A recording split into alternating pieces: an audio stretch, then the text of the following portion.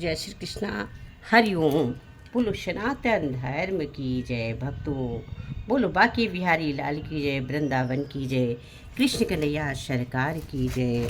भक्तों श्रोताओं बोलो वृंदावन लाल की जय। जय जय श्री कृष्णा। जय भक्तों श्रोताओं माँ कृष्ण कन्हैया सरकार की जय। जय जय श्री कृष्ण। भक्तों सच्ची घटना पर आधारित है।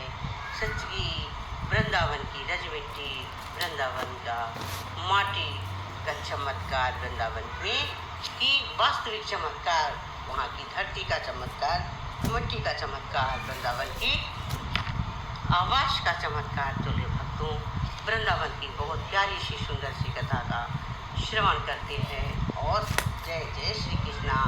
वो सनातन धर्म की जय। भक्तों आखिर वृंदावन की मिट्टी एक ऐसा क्या चमत्कार है जो सभी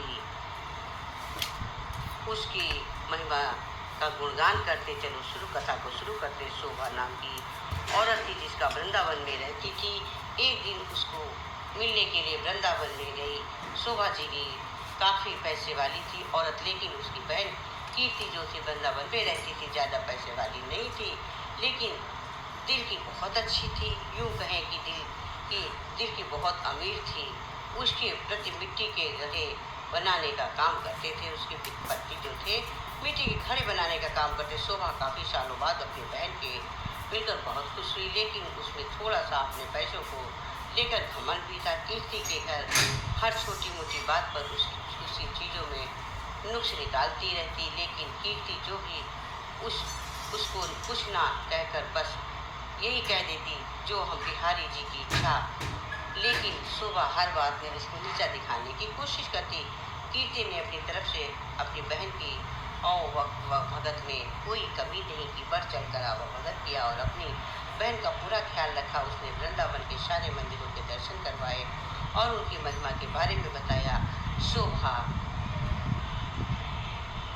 ने दर्शन करके खुश तो हुई और उसने मन ही मन सोचा, लेकिन उसका इन चीज़ों में इतना ध्यान नहीं था। बस दर्शन करके वापस आ गई। उसके वृंदावन में रहते हुए काफ़ी दिन हो गए।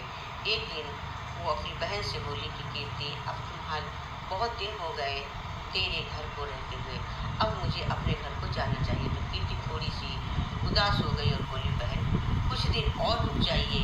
लेकिन शोभा बोली, बहन नहीं, काफ़ी दिन हो गए हैं, अब मुझे हर हालत में अपने घर जाना होगा। मेरा पति और बच्चे अकेले हैं, उनको सास के सहारे छोड़कर आई हूँ। अब मैं फिर कभी आऊँगी। जब शोभा वापस जाने लगी तो कीर्ति की शोभा की बड़ी बहन थी, तो उसने अपनी छोटी बहन को उपहार स्वरूप मिट्टी का एक घड़ा दे दिया और घड़ा देते हुए कहा। घड़े को देखकर शोभा हैरान सी हो गई और मन में सोचने लगी, क्या कोई उपहार में भी घड़ा देता है। लेकिन कीर्ति ने बार बार आग्रह करने पर उसने अनबन से घड़ा दिया और शोभा जाने लगी। तो कीर्ति की आंखों में आंसू थे, लेकिन शोभा उनसे नजरें चलाती हुई जल्दी जल्दी वहाँ से चली गई।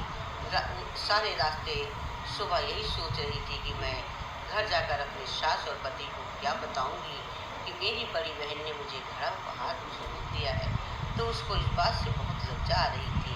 उसने सोचा कि मैं घर में जाकर झूठ बोल दूँगी कि घड़ा मैं खरीद कर ले आई हूँ और मुझे तो मेरी बहन ने काफ़ी कुछ दिया है। इसी तरह सोचती घर में पहुँची और उसने घर जाकर घड़ा अपने ससुरी के ऊपर रख दिया।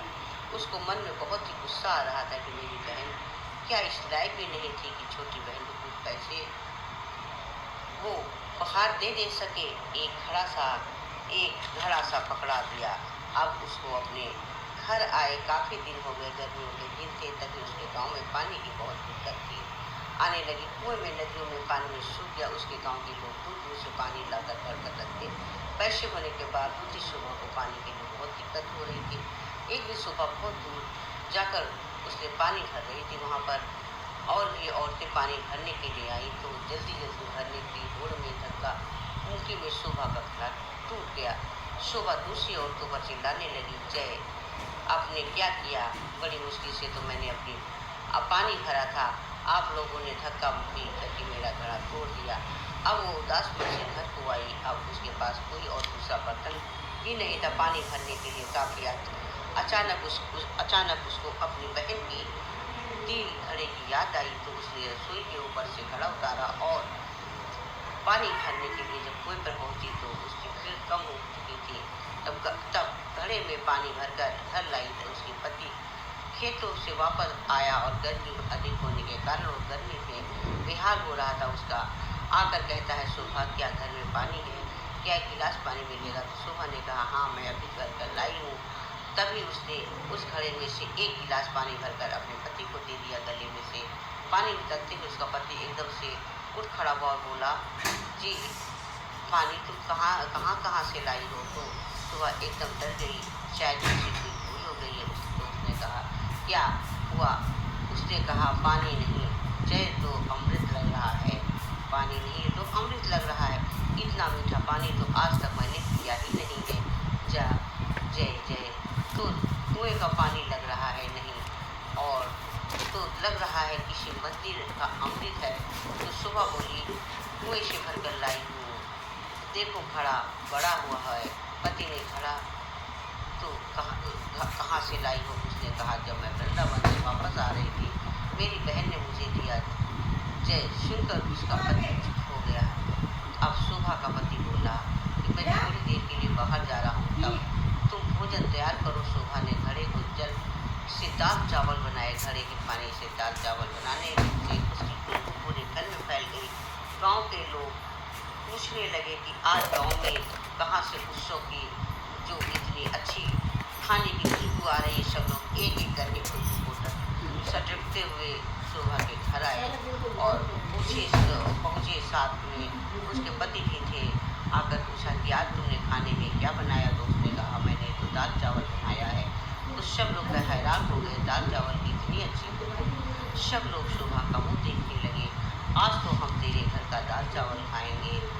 उसने किसी को मना नहीं किया और कहा कि जी भर कर खाओ। थोड़ी थोड़ी दाल चावल सबको दे दिया और दाल चावल खाकर सब लोग बहुत प्रसन्न हुए और कहने लगे कि जय, दाल चावल नहीं, ऐसे लग रहा है कि हम लोग अमृत चख रहे हैं।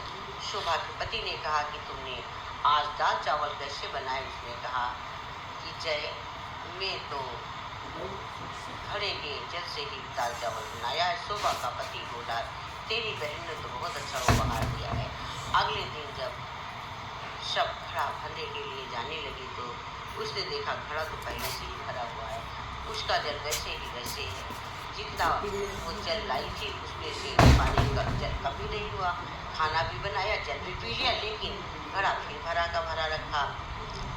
शोभा एकदम से हैरान हो गई, जय कैसे ऐसा हो रहा? तभी अचानक से उसी दिन उसकी बहन कीर्ति से मिलने के लिए उसके घर आई। तो शोभा अपनी बहन को देखकर बहुत खुश हुई। उसने गले से लगाया, मिली और उसको पानी पिलाया। तो उसने अपनी बहन को कहा, दीदी ये जो तुमने मुझे घड़ा दिया था ये तो बहुत ही अच्छा है, चमत्कारी घड़ा है। मैंने तो तू समझदार रसोई के ऊपर रख दिया था, लेकिन कल से जब से मैंने इसमें जल भरा है तब से जल से भरा हुआ इसका जल इतना मीठा और इसके जल से मेरी दाल चावल बनाए हुए इतना अमृत के समान।